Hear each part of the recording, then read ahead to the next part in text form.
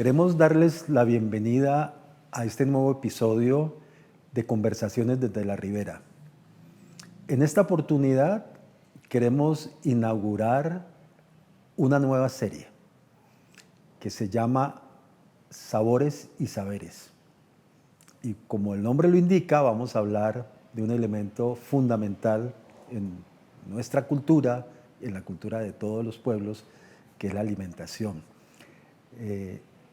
Decíamos en estos días conversando sobre por qué un programa, una iniciativa que está muy centrada en reflexionar sobre el agua y los territorios del agua, por qué abordaba alimentación.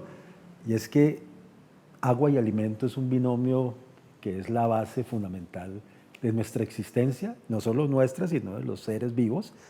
Y en el caso de nosotros los humanos, es la manera como nos relacionamos con el agua y los alimentos es la que le da la identidad cultural a un pueblo.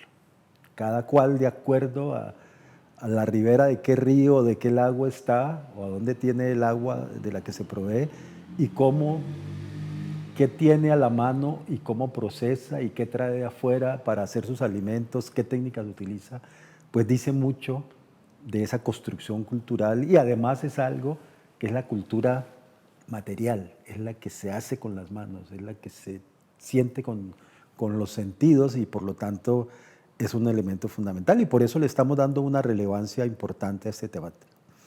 Estoy aquí con dos personas que con una trayectoria que es muy indicada para abordar el tema que vamos a abordar en este episodio, que es la construcción histórica. ¿Cuándo y quiénes construyeron el mapa de los sabores que tenemos en Cali y el Valle del Cauca? Así es como hemos denominado este episodio. Y estas dos personas, pues una es una referente muy importante de ese esfuerzo por que conozcamos y que nos deleitemos con el rescate de la comida vallecaucana, pero no solo la vallecaucana original, sino con las diferentes influencias que tuvo después. Es Marta Cecilia, ahora ella se va a presentar y va a contarnos sus apuestas, sus sueños y cómo los ha venido construyendo en su restaurante. Y quisimos traer a Ángela, que Ángela es una cartagenera que después de recorrer varios lugares, países, y estudiar comunicación y estudiar cocina, digamos, ahora está acompañándonos aquí en el Valle y quisimos que fuera la persona que nos ayudara a conducir esta conversación porque es un poco desde afuera. Es una mujer que está recién llegada al Valle del Cauca, pero ha tenido una trayectoria importante en el estudio y la investigación sobre cocinas regionales y sobre todo campesinas. Entonces, quisiera, entonces, sin más preámbulos, darles la palabra para que, en primer lugar, Marta Cecilia, te presentes. Decía que nos hables un poco de cuál ha sido, en síntesis, tu trayectoria. Y me gusta decir cuál es el momento en que hubo eso de decir, por aquí es que yo me voy a ir. ¿Qué es quién o qué fue lo que te hizo irte por el rumbo en que ahora estás? Y qué es entonces lo que tú crees que es el diferencial de lo que tú haces hoy en día y por el cual estás reconocida no solo nacional sino internacionalmente. Y lo mismo después lo hacemos con Ángela. Bueno, Fernando, muchas gracias. Ángela, bienvenida a Cali. Estoy muy feliz de saber que estás junto a nosotros para hacer un bello trabajo. Soy Marta Cecilia Jaramillo. Bueno, mi historia, sé que hay que ser breve, entonces seré lo más breve posible. Soy una diseñadora de modas que hizo una especialización en administración de empresas y por algo que sucedió en mi vida terminé haciendo exportación y la exportación me llevó a trabajar durante 4 años con una empresa española, donde yo tenía que estar en Colombia, pero también tenía que viajar con mucha frecuencia. Estar en España a mí me permitió ver el país de una manera diferente, sentir mi ciudad de una manera diferente y entender que cuando la gente pregunta qué es lo típico de tu ciudad, qué es lo típico de tu país, pues lo primero que yo siempre pienso es en algo de comer. Yo no pienso en si me pongo una ruana, un sombrero, un zapato. No, yo inmediatamente pienso en la comida.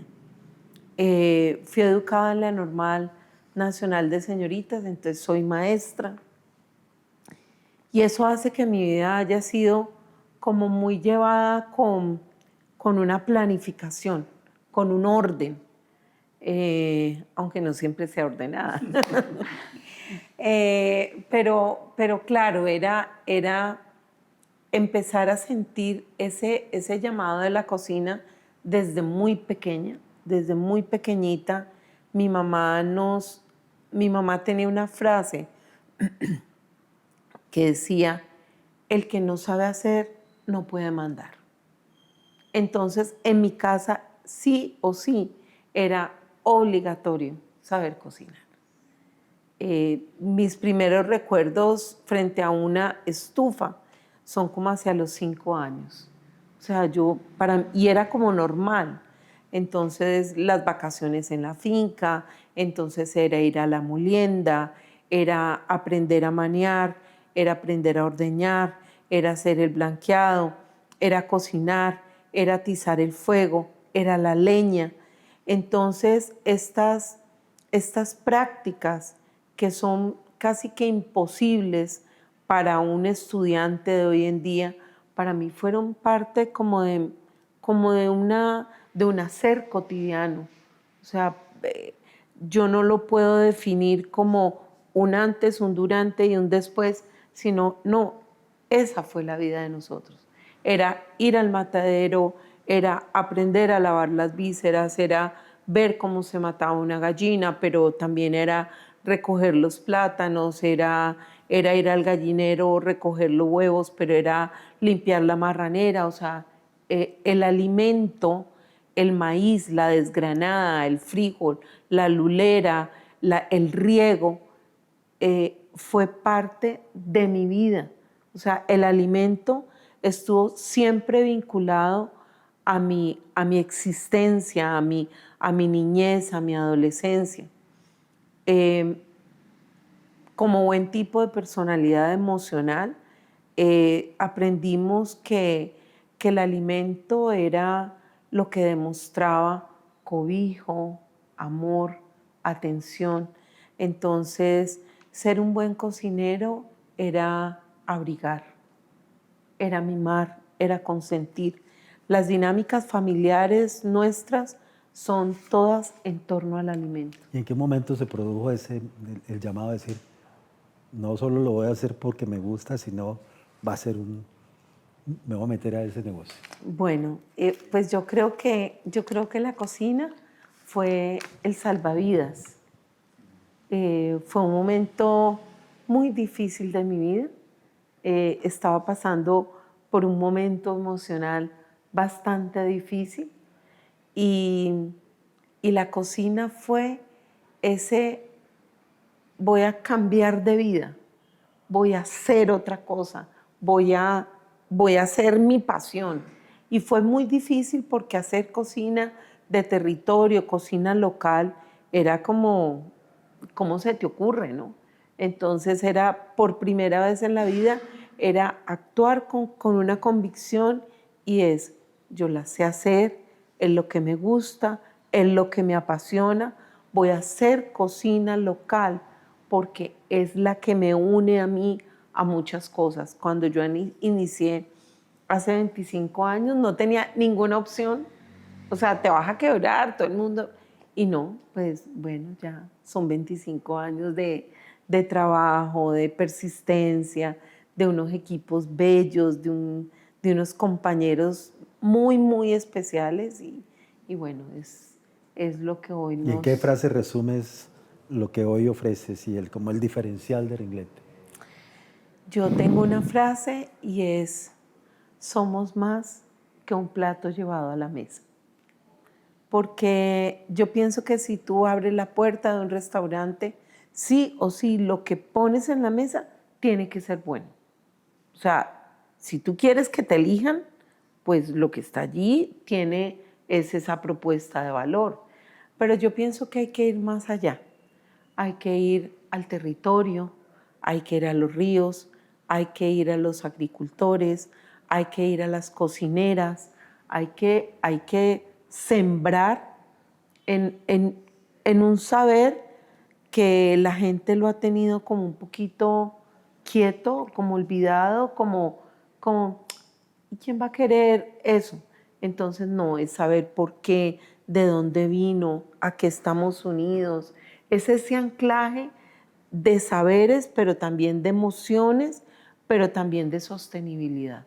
Creo que ese anclaje de ser más que un plato llevado a la mesa involucra artesanos, involucra a artesanos de la gastronomía como el que hace un buen dulce, como el que hace una buena longaniza, que tú sabes que hay cosas que no se hacen en el restaurante, pero que empleas o utilizas o compras a otros que lo están haciendo con la misma ética y respeto con el que tú estás haciendo tu camino.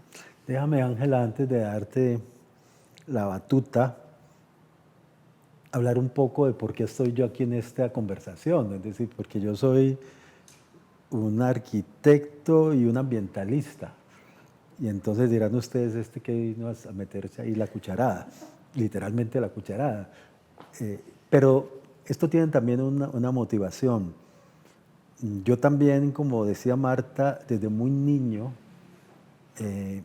disfruté varias cosas que mi mamá me ponía a hacer. Una, ir por las mañanas muy tempranito a la panadería del pueblo, que era una panadería de horno de leña, eso era en el norte del valle, en Zarzal, a lo que llamábamos una palabra que es muy extraña, no, casi en ninguna parte se usa del español antiguo, a buscar el comistraje, que era, y no todos los días era lo mismo, y allá estaba el pan de yuca, estaban distintos amasijos, y eso para mí era un disfrute, llegar a esos olores y como que hacer esa tarea para mí era súper importante, que mi mamá me involucrara en eso. Estoy hablando de muy, muy, muy niño. Y pedías vendaje. Y por Ah, supuesto que era con la con ñapa, vendaje con y el todo, vendaje, sí. con ñapa.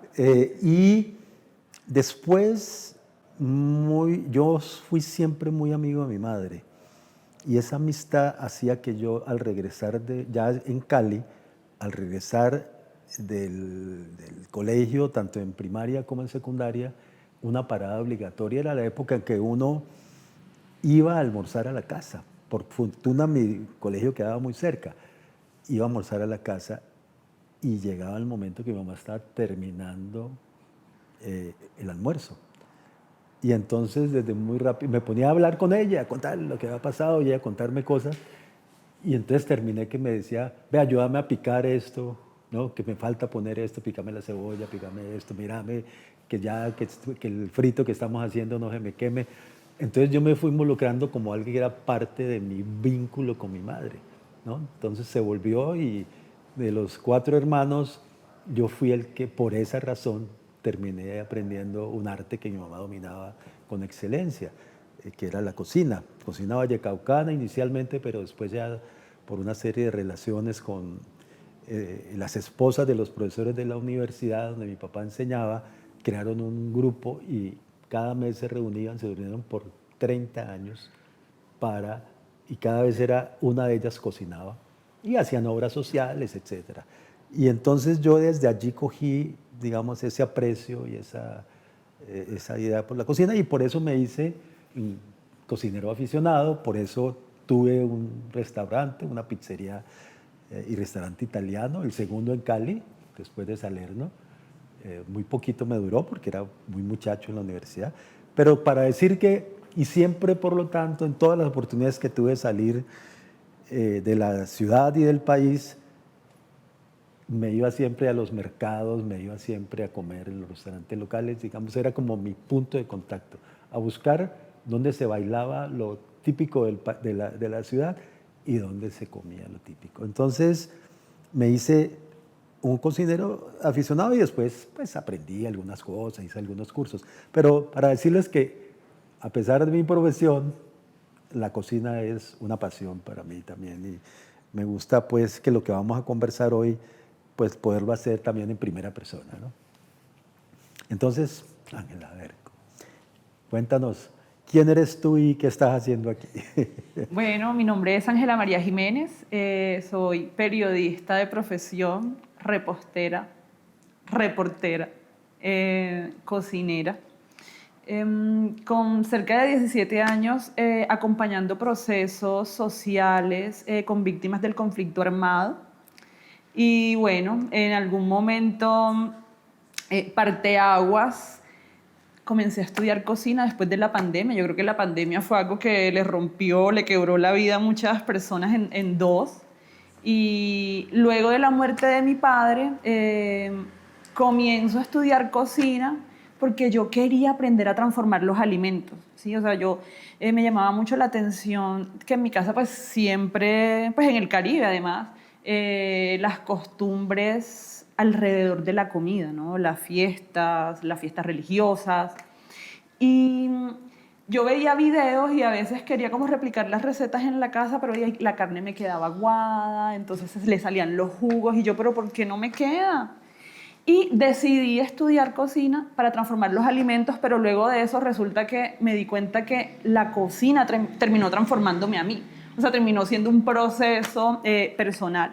Entonces, hoy en día, pues luego de experimentar en varios escenarios, estuve pues en restaurantes,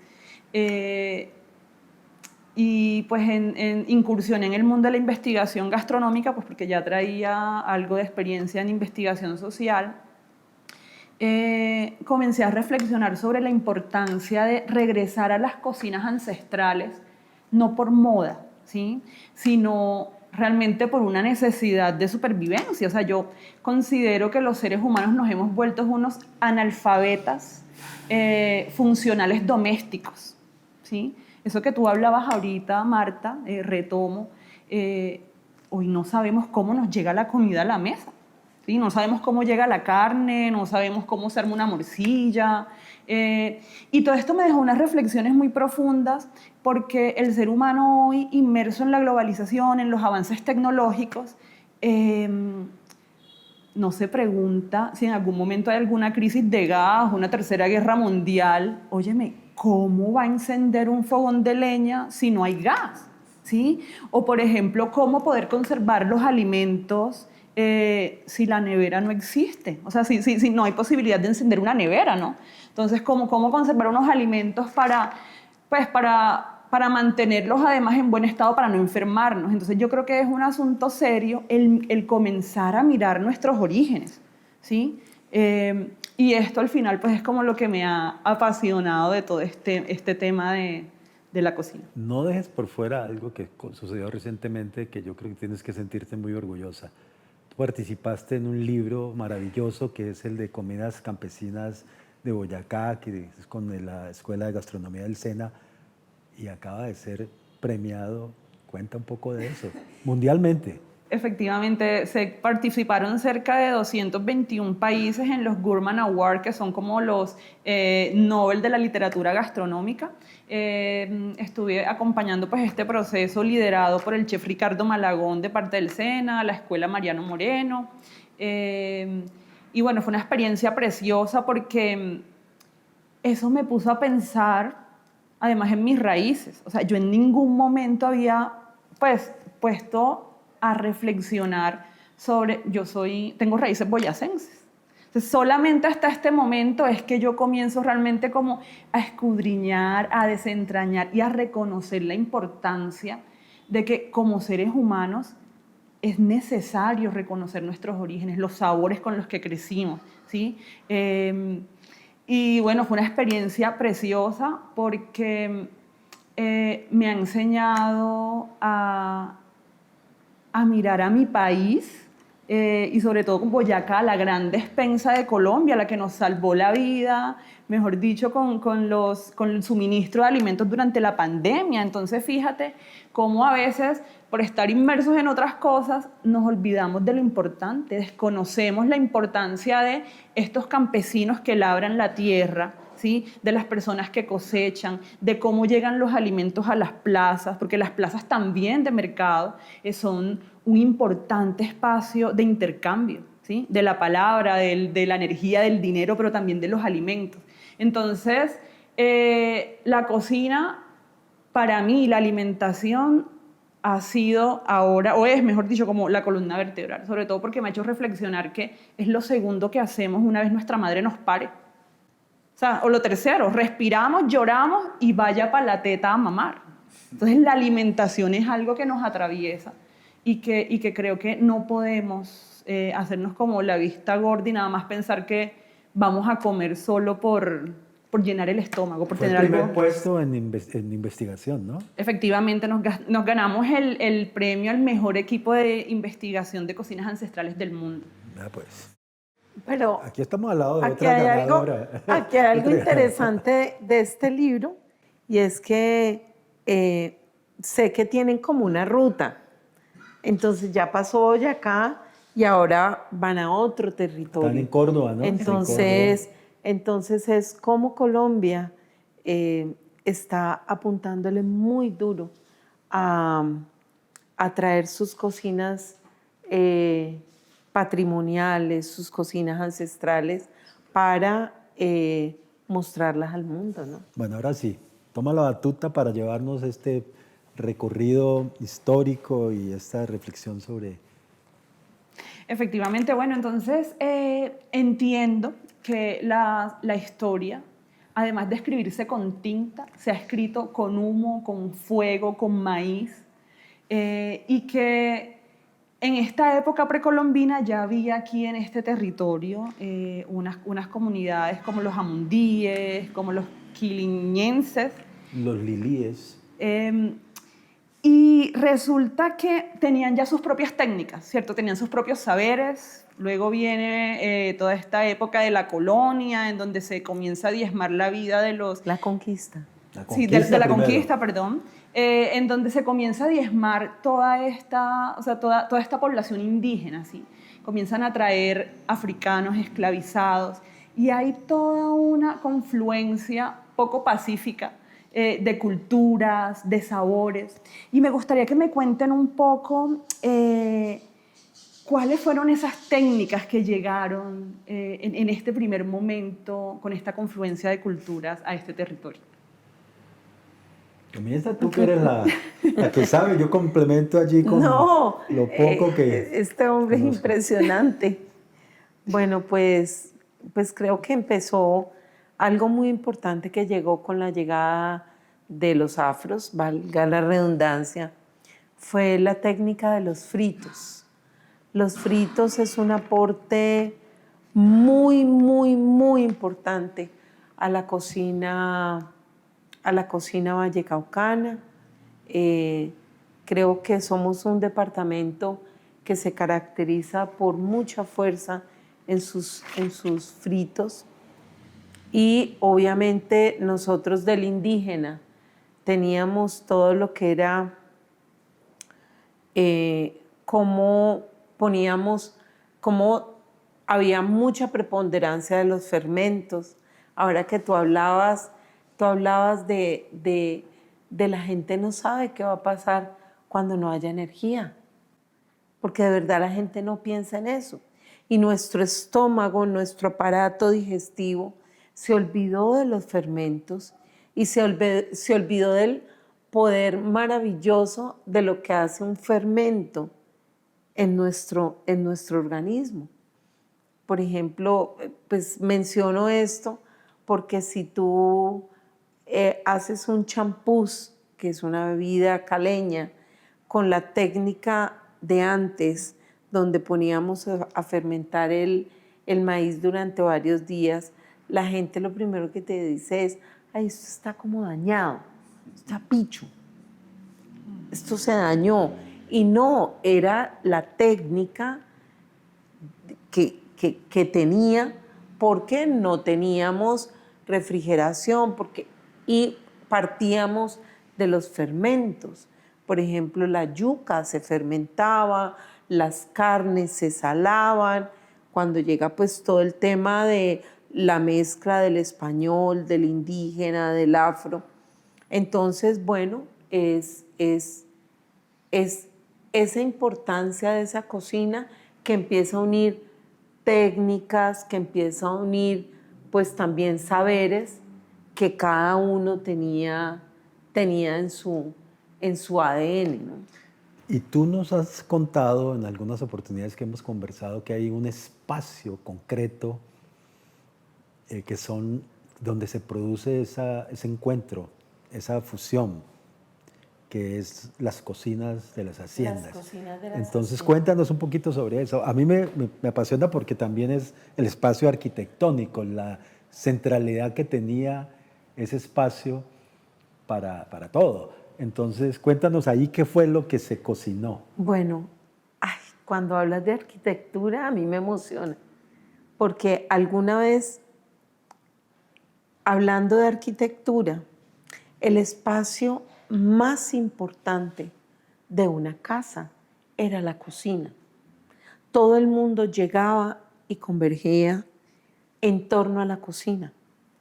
Entonces, bueno, en la cocina de haciendas llega el español, esclaviza al afro, el afro se mezcla con el indígena no cocina para el español, y quien cocina para el español es el afro. Entonces, pero ya se ha mezclado afro e indígena, entonces cuando el afro cocina para el español español le entrega su sabiduría al afro, el afro al español, pero el afro ya venía con el aprendizaje del indígena, y ahí es donde se produce el mestizaje.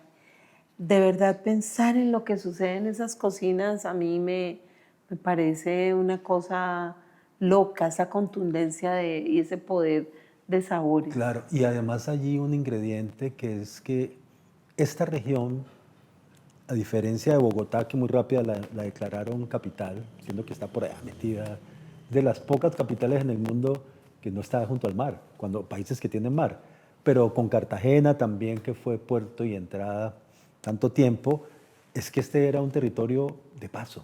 Esto no tenía un significado económico tan importante, y eso permitió que esa cocinada fuera bien lenta, porque duró más de 300 años. Eso fue una manera de vivir, un sistema económico, político, que perduró mucho tiempo casi sin transformaciones. Y eso yo creo que es un laboratorio poco común de que se dé eso y que permita que eso se encuentre tan fuertemente, ¿no? A mí me llama mucho pues, la atención de que esta historia de la cocina caleña, que es tan suculenta, tan diversa, tan sabrosa y tan larga, que no cabe en los libros. Por eso es que hoy justamente se la estamos brindando aquí en cucharadas, en esta olla humeante de tanto conocimiento que tenemos aquí.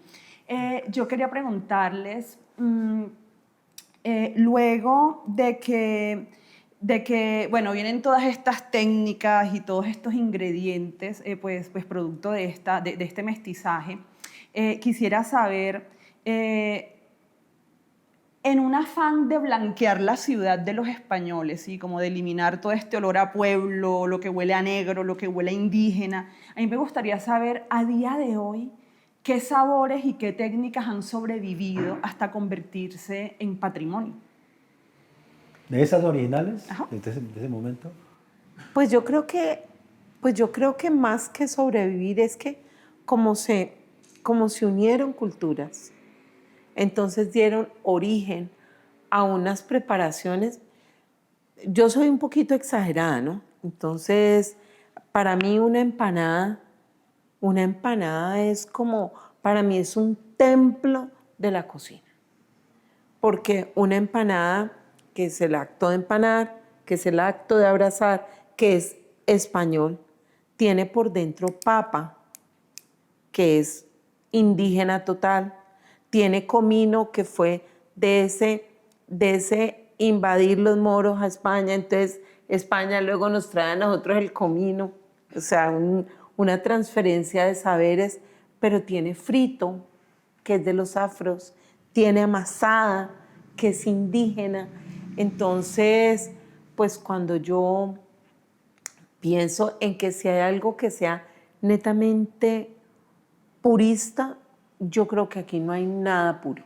Si nosotros nos comemos unos uyucos que son totalmente indígenas, nos los podemos comer guisados, obviamente con un tomate, con una cebolla, Con huevito. tomate del territorio, huevito, pero De el gallina huevito que ya fue- viene de gallina, Claro, eso que no. la gallina la trajeron los españoles, Así es. o hay gente que les pone crema de leche, que también Sí. nos viene de herencia española. Entonces, cuando yo pienso en la cocina, creo que la cocina nuestra definitivamente es una cocina del mestizaje. Quizás por eso es tan poderosa y tan contundente, ¿no? Tan diversa. Es impresionante. Entonces, ahora que estabas hablando, pensé en algo que nunca había pensado. Cuando hacen los descubrimientos de los grandes asentamientos indígenas, como en Sonso o algo así, entonces nos encontramos con que hay cosas de aquí, pero también de allá, de la costa Caribe. Entonces yo digo que con mayor, o sea, ahorita estaba pensando en eso y me dio una emoción impresionante. Claro, todos venían a un valle del Cauca fértil, próspero, pero también venían con sus saberes y sus... Desde lo precolombino, Desde los lo indígenas. precolombino. Ahora está estudiado una ruta inmensa que venían desde Mesoamérica. Hicieron intercambio y lo hicieron con los calimas, ¿no? Etcétera. Y eso terminó que ellos también incorporaron técnicas y alimentos que no eran propios. Desde esa época estaba el tema de este esas tránsito. corrientes que van... Y el camino fertilizando. inca. El camino Y el inca. camino inca. Los incas llegaron, porque esto era el Cauca Grande que llegaba hasta Nariño. Y en Nariño estaban los incas. No, Entonces, definitivamente es muy, muy, muy interesante. Ya se me está haciendo, pero agua a la boca con todo esto que estamos hablando aquí. Ahora pasamos a finales del siglo XIX, ¿sí? Un poco como para esbozar o desentrañar cómo fue esta llegada de población del Medio Oriente, Japón, japoneses, Europa, Europa. sirio-libaneses, turcos. Cuéntenos un poco cómo fue esta influencia, ¿sí? en la comida de Cali de Valle del Cauca. solo comienzo con un dato económico y geográfico, para que Marta de Siles nos cuente también eso cómo se fue dando acá, que es el hecho de que, les decía, esto era un territorio bastante aislado. Estaba el Camino Real, que habían formado desde cuando llegaron los conquistadores allá a Perú y que subieron, y Quito y Pasto, y subieron por aquí hasta ir pues para Santa Fe, Bogotá o para Antioquia. Y ese camino de paso, y esto no era muy importante. ¿Cuándo cobró importancia? Cuando se crea Buenaventura, el puerto sobre el Pacífico. Puerto de Buenaventura. Y entonces eso cambia la lógica y la economía. Y esa es la que, por esa puerta de Buenaventura es que llegan los migrantes. Y además hay una cosa que es realmente importante, y es cuando la gente es muy purista y empieza a hablar que hay que los españoles, que esto. Yo siempre les digo,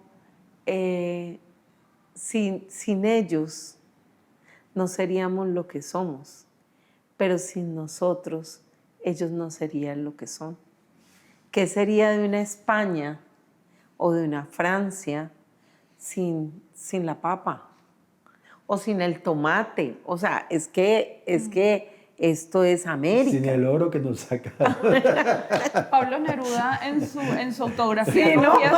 confieso que Vivido dice, se llevaron el oro y nos dejaron el oro, nos dejaron las palabras y también nos dejaron toda esta cocina que es producto de un mestizaje inmenso en una olla suculenta con muchos sabores. Cuéntame, Marta C., qué técnicas, ¿sí? Y qué especias, qué sabores se cocinan todavía a día de hoy heredados de todas estas culturas. Bueno, yo creo que, de los indígenas hay territorios donde todavía se pila el maíz. Pilar el maíz es pilarlo, quebrarlo. Es una práctica que todavía se hace en algunos territorios. Pues creo que todo el proceso de las conservas, la llegada de las conservas, creo que fue algo muy importante para nuestra cocina, porque claro, al no haber en ese entonces cómo refrigerar, entonces llegaron esas técnicas para conservar el alimento. ¿Eso lo traen principalmente quién piensas? ¿Españoles o más los alemanes? ¿O quiénes? Yo creo que tiene que ver con un poco de todo, porque acuérdate que la cocina en Europa llegó un momento en que toda se mezcló. Que España era del imperio, eran hermanados con el imperio austrohúngaro. Claro, ¿no? entonces ellos vienen y yo pienso que de las cosas más importantes son los procesos de las conservas. Alguna vez hablábamos de algo y hablábamos de por qué el ceviche tiene salsa de tomate y la gente pelea. Entonces, nuestro Germán Patiño decía, claro, pero es que en Buenaventura no había tomate, los españoles llevaron tomate y trajeron la salsa de tomate. ¿Y la salsa de tomate a dónde llegaba? Al puerto de Buenaventura. Entonces, uno empieza a ver ahí unos procesos de transformación, y esos procesos de transformación sí o sí impactaron la cocina. ¿No? Y con la llegada de los italianos se criolliza un poco, se le coloca cebolla, se le coloca la albahaca, se le colocan quesos frescos, ¿sí? ¿Qué platos, por ejemplo, tienen a día de hoy como con estas variaciones? Con este mestizaje, pues para mí un plato que denota mucho mestizaje es el sancocho. El sancocho, la gallina, la res, la pones el español. Y el plátano es un aporte en ese entonces afro. El territorio coloca el cimarrón y el cilantro. Y el carbohidrato, que es la yuca o la papa o el ñame, el maíz, lo coloca el indígena. Entonces, para mí, ese es un mega ejemplo de mestizaje que está en todo Colombia. La chuleta bayuna para mí es totalmente un proceso de apropiación de algo que para nada era nuestro. Es de origen italiano, ¿no? Porque es la milanesa. La milanesa. Es una variación de la milanesa. Y termina siendo uno de los platos más representativos de nosotros. La milanesa, que es un plato que se fríe en mantequilla, pero aquí tiene unas variaciones. ¿Cuáles son esas variaciones que tiene la milanesa cuando se transforma a la chuleta bayuna? Nosotros la ponemos, originalmente era en manteca de cerdo, ahora se hace en aceite vegetal, pero con gran resonancia estamos volviendo a la manteca de cerdo. Okay. Sí. Manteca de cerdo, que hoy pues ya hay estudios y pues que nos aconsejan por supuesto, que es mucho mejor. Revalorizada. Total. No quiero dejar de este tema de Buenaventura y la entrada, porque hay incluso una discusión entre los historiadores. ¿Quiénes fueron, pues después de la llegada de los españoles, quiénes fueron los primeros que llegaron acá de Europa Y entonces, claro, se han remontado incluso cuando la guerra de independencia llegaron, bueno, en la conquista habían llegado alemanes. Nicolás de Federman fue un conquistador alemán que tenía que ver con eso de que España, el rey Fernando, perdón, Isabela de Castilla, ella estaba emparentada con el imperio austrohúngaro, entonces eran alemanes. Entonces llegaron ingleses por una razón geopolítica. Ellos querían debilitar a España. Entonces, digo después, en la independencia, ¿no? Entonces querían debilitar a España y entonces estuvieron ingleses peleando en las fuerzas libertadoras y entonces llegaron. Alemanes, sí que es cierto, no solo estos que te menciono, sino que Humboldt, el alemán que estudió y que sí que es cierto que recorrió el país clasificando, etcétera, clasificando los vegetales, y tal. todas las plantas. Entonces se habla mucho de que es incluso antes, pero sí se reconoce que finales del siglo XIX es que comienza, porque se funda Buenaventura y comienza una migración significativa, muy significativa. Inicialmente se quedaron muchos de ellos en Buenaventura. Y Oriente también sí, fue muy Oriente importante. También. Oriente fue muy importante, tanto que la llegada del arroz marca un hito en la cocina vallecaucana. Eso te quería preguntar. Este arroz atollado, cuenta un poco como sobre estos orígenes. Es un plato delicioso, lleno de tanto sabor. Sí, pero hay algo en lo que yo pues como que no, yo le pongo más sentido común que nada, porque decir uno realmente si viene del caldoso o si viene de la paella, pues como que para mí eso es un mismo origen. O el risotto. O el risotto, sí. Sí. Pero lo que yo sí conozco por historiadores es que pertenece a un segmento que se llama esa cocina recursiva, esa cocina de pobres, que no era de pobres, sino cocina de cocinar con lo que hubiera, de cuanto hay, de lo que llegó.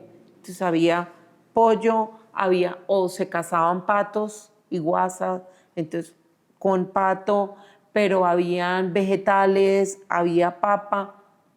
Entonces, digamos que la receta del arroz atollado vallecaucano, sabemos que siempre llevan papas nativas, que es papa amarilla o colorada, y le da una textura melosa.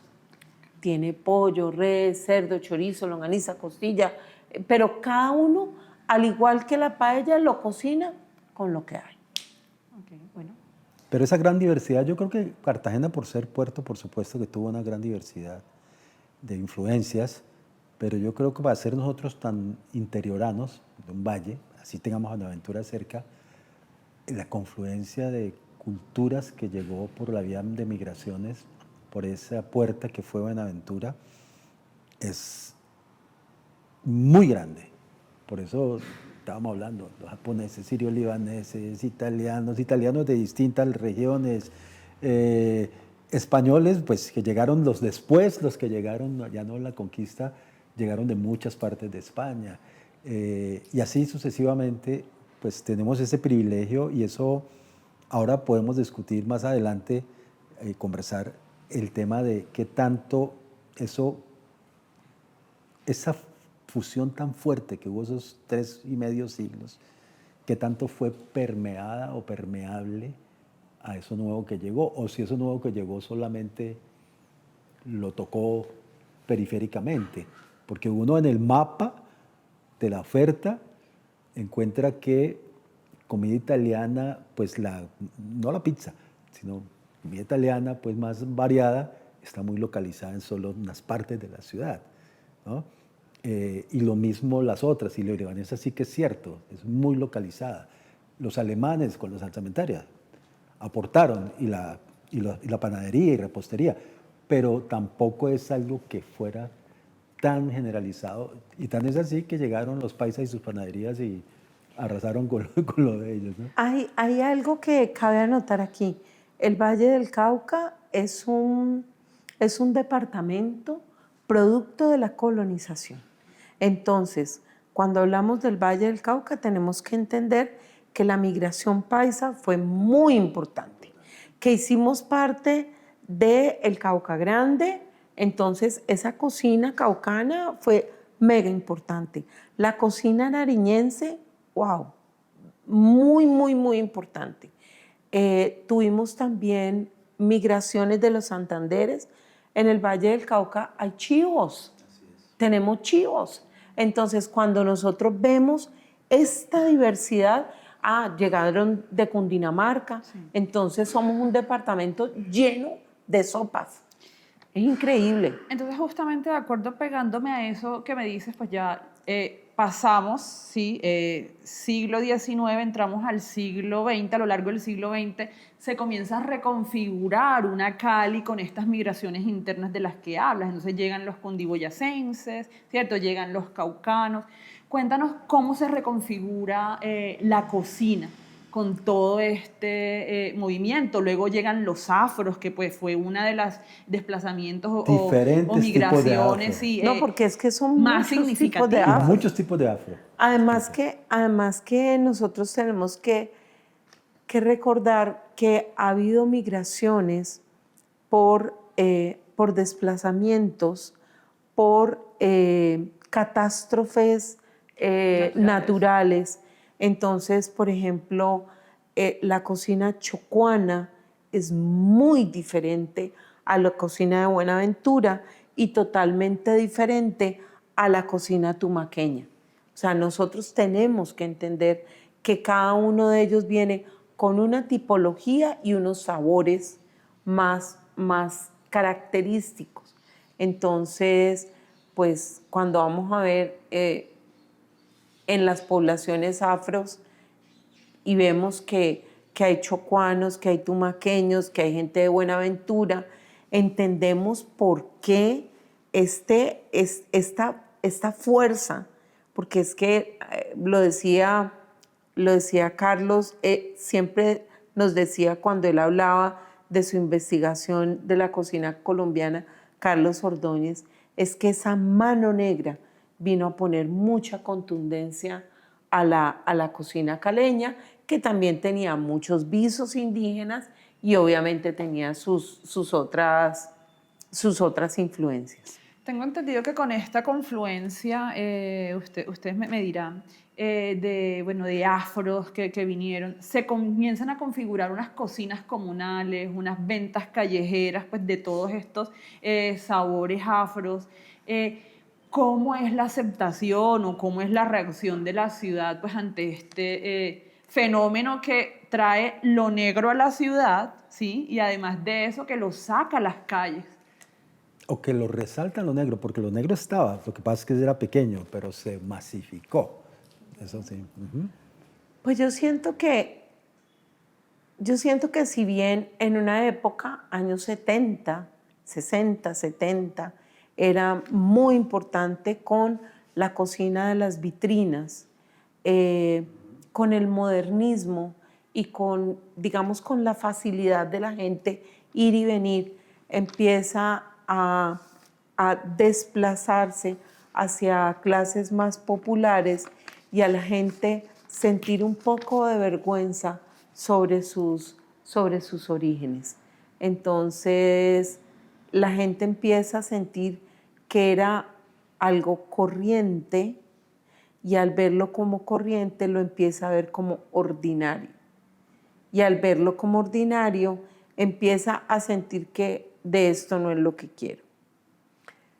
Ya con lo que está sucediendo hace muchos años en otros países, pues hay una apertura ahora hacia la cocina local, hacia la cocina tradicional, pero hubo una época en que consumir local no era lo más bonito, no era lo más bien visto.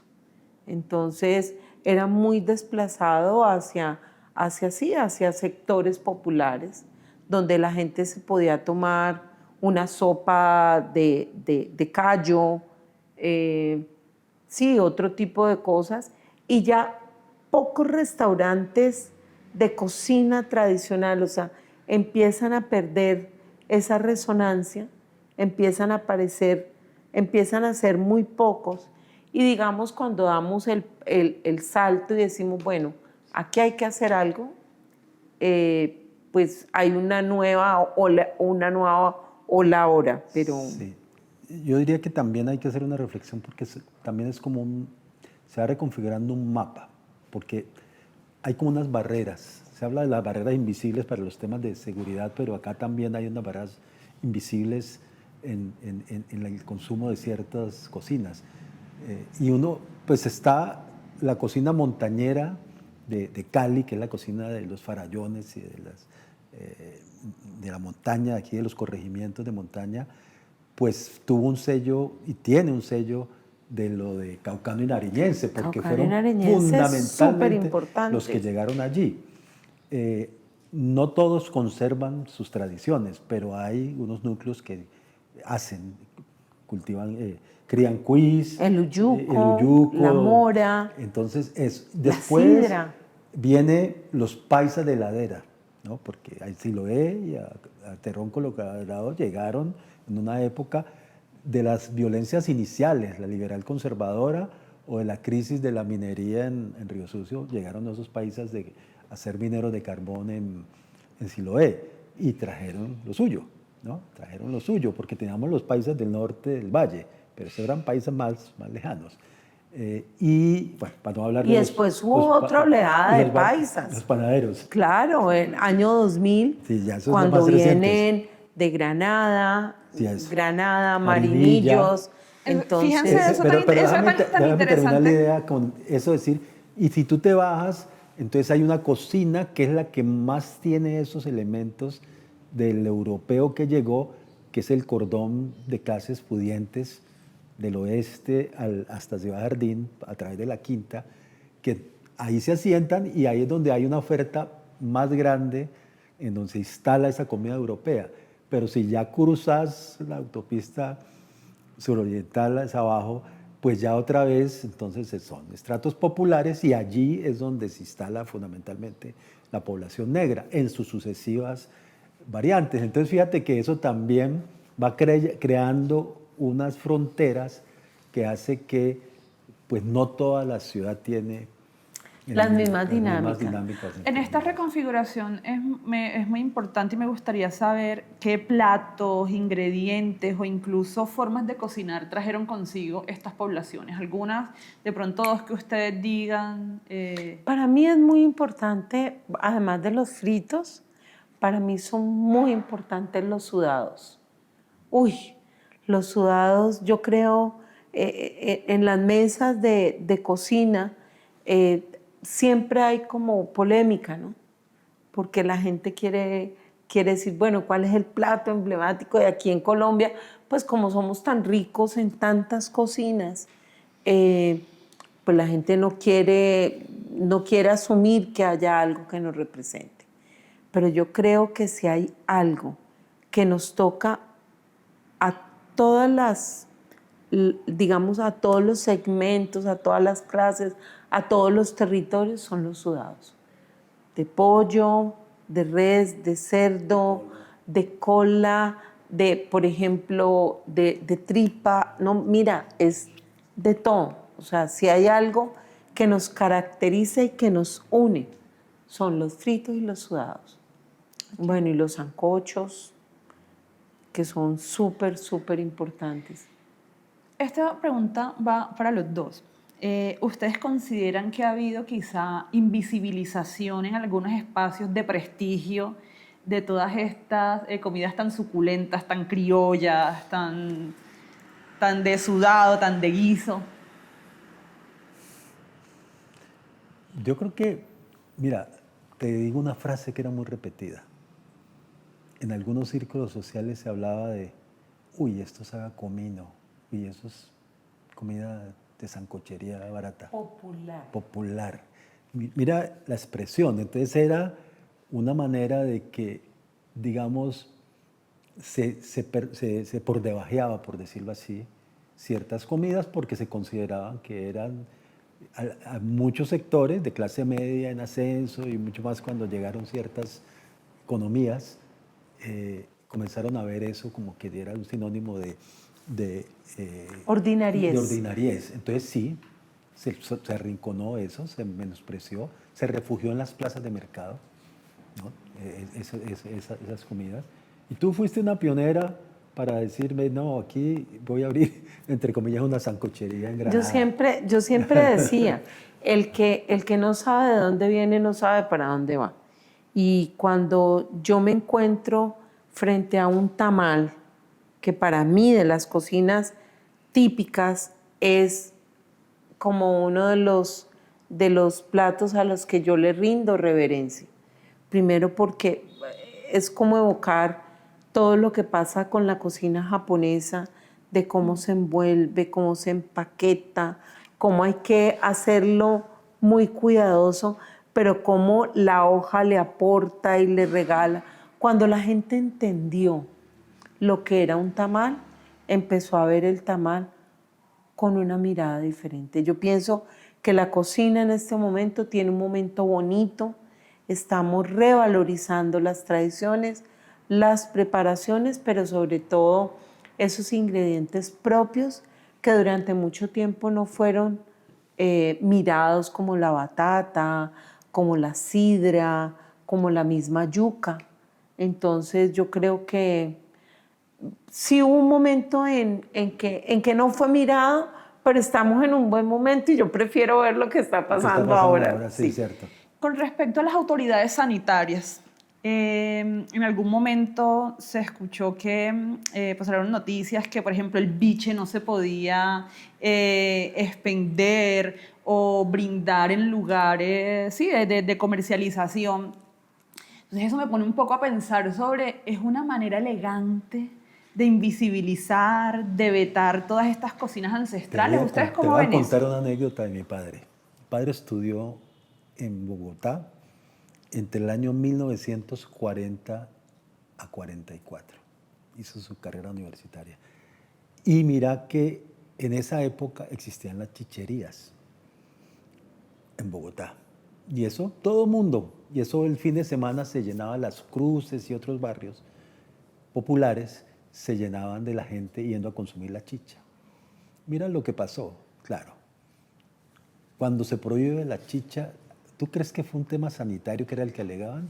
No. Era porque se estaba creando la Tema de cervecería. impuestos. La cervecería, Claro. como una industria. Ok. Se estaba creando las cervecerías y entonces para poder meter la cerveza, entonces dijeron, con la historia de la sanidad, el de la chicha. Sí, puede haber que hubiera chichas, que tal cosa, pero pues la gente que la sabe hacer para nada es algo que te haga daño.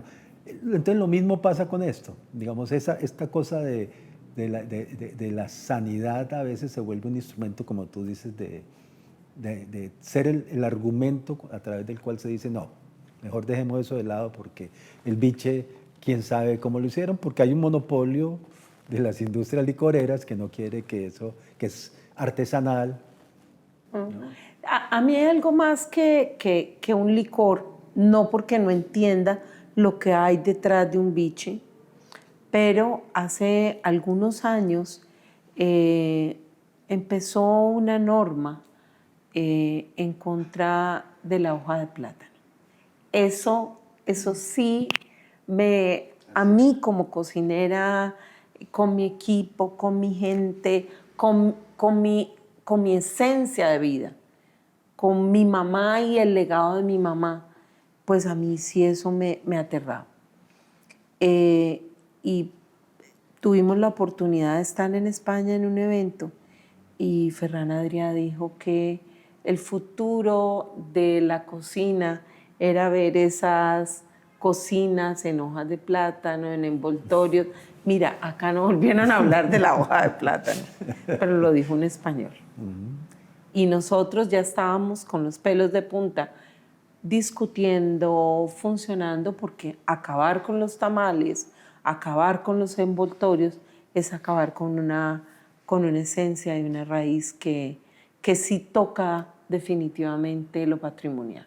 No, y además que, pues, para pasar ya a nuestro próximo momento, es realmente deplorable que tenga que venir una persona de afuera, ¿sí? A decirnos, oye, ustedes están llorando sobre una butaca de oro. O sea, siempre buscando la validación externa, la validación eurocentrista, ¿sí? En vez de comenzar como con esa autenticidad, a mirar por dentro y a fortalecer y mostrar nuestros propios procesos.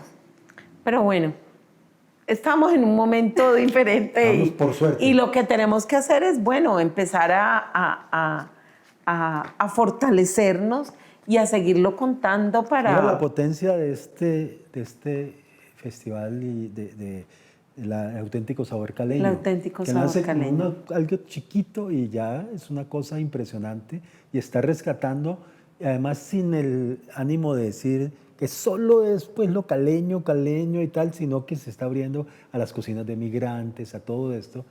Y A las ollas a las ollas comunitarias, comunitarias. que es otra cosa, digamos, otro proceso tan hermoso que tiene que ver con la solidaridad de la gente cuando hay carencias. Entonces, fíjate, yo creo que hay un buen momento que estamos,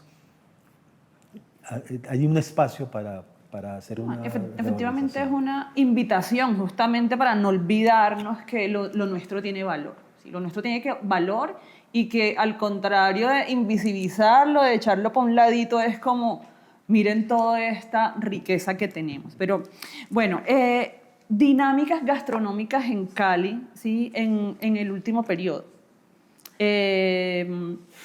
Bueno, pues nosotros venimos trabajando fuertemente con cada una de las últimas administraciones. Se han vivido diferentes momentos, unos más, otros menos, pero lo lindo es que poco a poco nos hemos ido como congregando, como uniendo más, como convenciéndonos más. Parte del diálogo que tenemos ahora, y lo tenemos muy fuerte desde la Fundación Ríos y Ciudades, es cómo en torno al alimento hay un tema de transversalidad que toca a todos los haceres, que toca todos los segmentos. Entonces, cuando se hace cocina, cuando hay eventos gastronómicos, cuando hay momentos de ciudad, se toca al taxista, al hotel, al cultivador, al empresario, al aseador. O sea, de verdad, se toca toda la cadena de valor. Y yo pienso que tanto cacarear y tanto decir y tanto nosotros motivarlo, nosotros es un gran grupo de gente, pues se ha entendido que la cocina debe ser un ente valorador de la ciudad y del país. Yo creo que hubo un campanazo muy fuerte. Miren, cuando el estallido social que fue tan fuerte en Cali, que estuvimos semanas enteras sin abastecimiento, sin recibir de otras regiones del país y menos del mundo, porque Buenaventura fue cerrada la vía, la gente nos dimos cuenta de una tragedia, que es que en Cali nosotros producimos solo el 1%, siendo generosos con los entornos más cercanos del valle de Cali en su área metropolitana, el 3% de lo que nos comemos. Eso es dramático, dramático. Entonces, fíjate, allí esta valoración a que, por eso surgió ese movimiento huertero, por eso surgió estos movimientos de la agroecología aquí en Cali y en el Valle del Cauca, porque es que dijimos, por Dios, ¿qué estamos pasando? Un valle que tendría la potencialidad de sembrar de todo.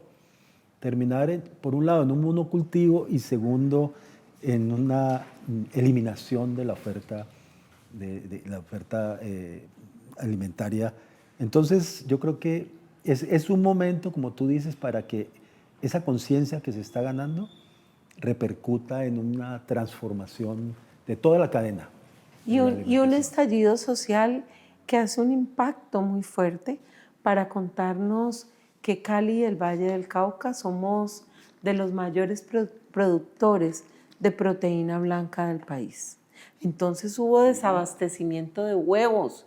Aquí se murieron millares de pollos porque no llegaba alimento, pero al país no le llegaban pollos. Entonces hubo un retraso impresionante en el abastecimiento a nivel país. El cerdo, Cali tiene una de las granjas más grandes, Cali y el Valle, de producción de cerdo. Entonces empezamos como a palpar eso, además a entender que este gran macro que se llama Cali, solo el 25% es rural y el 70, perdón, es urbana y el 75% es rural. Es increíble, es increíble. Somos más rural que urbana y el caleño ni siquiera es consciente de eso. Entonces, pues fue esa oportunidad, nosotros pudimos palpar fuertemente eso. Es inevitable hablar de globalización para cerrar este capítulo y quisiera que nos vayamos con una reflexión, ¿sí? Porque llega la globalización, nos inundan de comidas rápidas, es comida mexicana, comida, incluso tengo entendido que en el 2021 Cali fue sede de un salchipapa fest, ¿sí? O sea, salchipapa y comida corrida. ni que era mexicana, Tex-Mex, porque si fuera mexicana, vaya y venga. Sí. Entonces, ¿qué responsabilidad creen ustedes que tenemos nosotros como cocineros, como comunicadores, como comensales, como consumidores, regresar, ¿sí? a consumir lo local, a consumir estas cocinas ancestrales?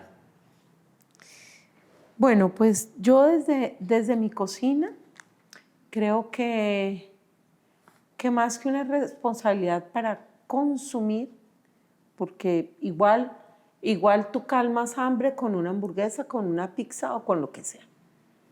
Pero para mí lo real es que para que volvamos a tener esta apropiación de lo propio, así sea, suene muy redundante, pero esta apropiación, porque es que es apropiación de lo local, necesitamos unir, para mí, Secretaría de Cultura, Secretaría de Turismo, Desarrollo Económico, todo lo que tiene que ver con, todo lo que tiene que ver con gobernanza tiene que ver con alimento.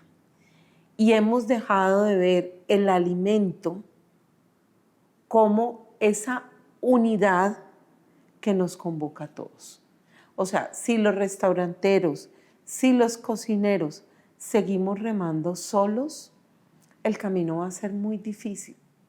Creo que el gran cambio se va a dar, no cuando digamos, ay, es que hay que consumir lo local. No, es cuando surja una política de Estado, de gobierno, diciendo, es que vamos a hacer de esto una cadena de valor sostenible para todos. Y dentro de cada una de las secretarías debe haber algo que se una a la cocina. A esa reflexión que apuntas, yo creo que hay, la tarea que es de los que están en esta actividad, pero que es de todos nosotros, es que tenemos que pensar en dónde estamos parados y no mirar al ombligo, no es parados en el barrio, hay que mirar el barrio, por supuesto, pero mirar que estamos en una región, mirar que estamos en la región pacífica más grande del Pacífico. Biodiversa, y entonces el compromiso es, que creo que lo encarna muy bien con la actividad que hace Marta Cecilia de Ringlete, y una persona como Jihad de Baraka, que es una reflexión de preocupación por los encadenamientos. ¿De dónde vengo? ¿Cómo fortalezco, ojalá lo más local para lo que yo uso aquí? Y cómo permanentemente en lo que estoy haciendo le estoy proponiendo a la gente que reflexione sobre ese territorio, primero Cali, pero también nuestra región, y porque esa es nuestra manera de enlazarnos con estas tendencias globales, esta reflexión global, es siendo profundamente locales, porque es desde lo local que se construye una nueva globalismo, algo global que sea realmente sostenible. Está claro que... Perdón, cuando voy a Secretaría de Educación es porque hay que coger primera infancia. Eso es importantísimo. Cuando una de las primeras frases que tú dijiste, que uno primero es lo que respira y después lo que mama, y después de lo que mama es lo que uno come. Y si nosotros arrancamos por comer territorio, por comer local, siempre vamos a elegir local. Entonces yo siempre lo digo en el restaurante, uno primero es lo que mama y luego lo que come. Y allí es donde debe llegar una Secretaría de Educación a tocar primera infancia, y entonces empezamos a evitar paqueteos, empezamos a trabajar con huerta escolar, empezamos a trabajar con maestros, empezamos a trabajar con el alimento escolar, y entonces ese niño, ¿qué va a elegir? Va a elegir su territorio, su producto. No, y sobre todo un alimentarse con conciencia, ¿no? Porque fíjate que ante toda esta explosión de comidas rápidas y de comida por llenar el estómago a falta de tiempo, nos hemos olvidado de técnicas como las que tú hablabas, que además nos estamos perdiendo beneficios para la salud y estamos perdiendo en identidad, ¿sí? El dejar de lado, por elegir estas comidas rápidas, técnicas ancestrales como los fermentos. Entonces, fíjate que me encanta toda esta visión 360 que le estás dando a mirar la cocina desde la educación, desde la secretaría, desde unas políticas públicas realmente comprometidas por el bienestar del ser humano, ¿no? Me quedo yo con una frase que tengo en un delantal que me compré en un viaje, que dice, comer es un acto agrícola. Yo creo que si somos conscientes de eso, de que cada plato, cada cucharada que nos meta en la boca, tiene esa cadena que arranca allá en el agricultor, el que siembra, y somos conscientes de eso y nos preguntamos, entonces, ¿quién es?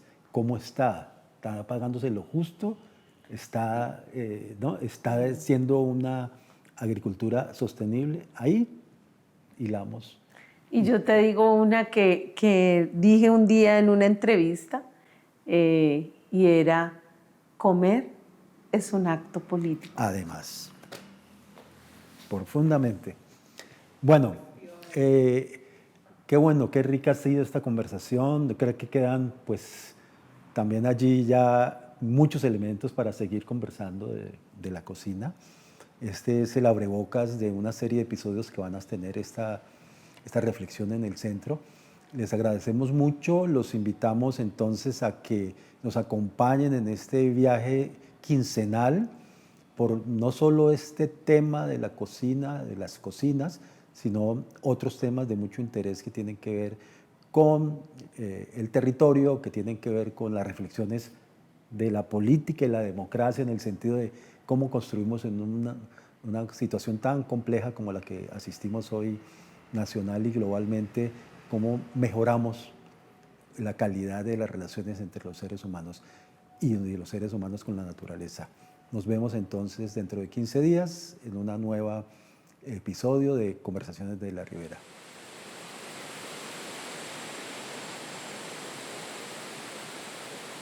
Conversaciones desde la Ribera es una iniciativa que está fundamentada en el trabajo colaborativo. Estamos aliados a múltiples colectivos con los cuales compartimos experiencias, aprendizajes, sueños y sobre todo un compromiso con la vida y la biodiversidad. Queremos que este proyecto perdure en el tiempo y que llegue a mucha gente. Apóyanos suscribiéndote a nuestro canal y también con una donación. Cualquier aporte, por pequeño que sea, nos ayudará a cubrir los costos de investigación, producción y difusión y a mantener la independencia de este espacio. Puedes hacer tu contribución a través de este link de Mercado Pago que ofrece distintas opciones para hacerlo. Contamos contigo para multiplicar estas conversaciones y para que ellas contribuyan a construir los puentes necesarios entre las distintas riberas de pensamiento.